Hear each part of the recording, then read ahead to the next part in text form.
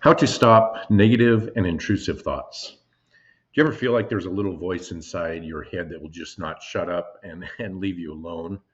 Um, we've all heard this voice. It's the one that's beating you up over the air on the report, being late on the board deck. Uh, the forecast that you made, it repeats over and over again that you should not be in this role, that you're not smart enough, that you don't have the knowledge, etc. These negative and intrusive thoughts are different, and I treat them differently than what we call imposter syndrome. So I carry imposter syndrome, getting through that in a different video and a different coaching program. And this video here directly discusses how to stop these negative and intrusive thoughts. So in analyzing this, we have to look at the origin of why is it so hard to stop these. You know it's not serving you in a positive way. So at the origin, there are two major reasons why negative and intrusive thoughts occur. Number one, you're resisting it and you're fighting these thoughts when they show up in your head. You're trying to silence them and think of something positive. So really putting a cap on these negative thoughts, and you're telling yourself, I can't listen to that because I want to be a positive person. Now, resisting this only makes the negativity worse because our brain, as I've mentioned in other videos and coaching programs, our brain is not always our friend. So when your brain hears you tell it, stop thinking negatively, I only want to think positive thoughts, your brain says, hey, this is important. If you're resisting it, I'm coming back tomorrow, I'm screaming twice as loud, and I'm going to crank up the volume on this problem so that you hear me. Then you're screwed. So number one is you're resisting these thoughts. The number two reason is that it's comfortable for you, and you've been trained, or you're used to, or you're happy being in this known commodity of negativity and drama, or whatever your brain is telling you. So if you spent so much time in this negative space, your brain finds comfort there. It's much like taking a hike. You know, there's two ways to take a hike. You can go straight up the mountain and blaze your own path, or you can follow the path that's been scripted by others. And our brain is the same way. If our brain's neurons see this circuit of a proven path, and that proven path is negative in your standpoint or your point, our brain will take that negativity path because it's already been carved out in that mountain for us. So it's safe and familiar, even though it's negative. That can be more comfortable than the dangerous unknown. Frankly, it's far behind, or far beyond, excuse me, the scope of a video or even a one-day training to eliminate these negative and intrusive thoughts. But here's how to start to put the brakes on this negative self-talk and improve upon it. So there's five things. It's committing to change, stopping the negativity. It's understanding cognitive distortion.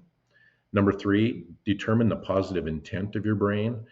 Number four is challenge your assumptions about what you're telling yourself. And then number five is find at least three alternative explanations for what's going on in your brain. So let's attack those one by one. Um, you must commit to this change to get rid of these negative, these intrusive, this dramatic flare that your mind is telling you that we must sit in, and the resulting anxiety that destroys your performance. So as you acknowledge your insecurities, acknowledge the pain it causes you, um, it's natural to have these thoughts. You're not alone in these thoughts. Trust me, you are not alone in these thoughts. Let's just admit that they're there, because if they grow uncontrolled, it's going to kill your potential.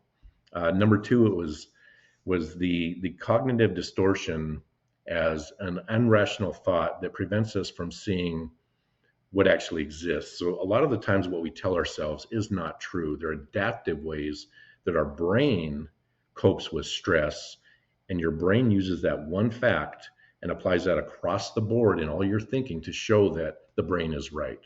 And so an example of this is, if I was late on a report, for example, a very simple example here. If I was late on a report and my brain has sending me these negative and intrusive thoughts, my brain will go out and find facts to augment its argument that I'm late. It'll go back to fifth grade when I was late for gym class. It'll go back to the board deck in 1998 that I was late for. It was not turning my resume in for that job I wanted because I was late. Our brains will go and find those negative facts, negative occurrences to augment its own position. So realize that that's happening subconsciously. Number three is determine the positive intent that these voices are trying to communicate to us. So gift yourself some self compassion and listen to this. Don't fight it. Let it flow. Determine what these negative thoughts are telling you and turn it into a positive. It may be improvement. It may be realization that you didn't manage the process correctly, but always look for the negative when these thoughts come up.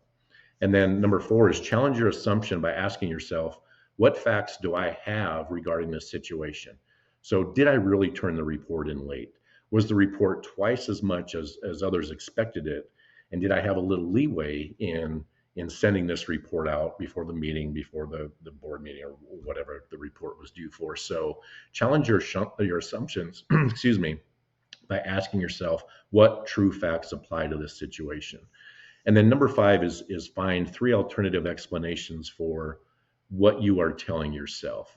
And what this means is ask yourself, what would an unemotional, unattached, uninvolved person say about this situation given only the facts? What we tend to do in these situations is once the negativity starts, we tend to build on that. That's our brain. So if we look at it and say, what would an uninvolved person say about this?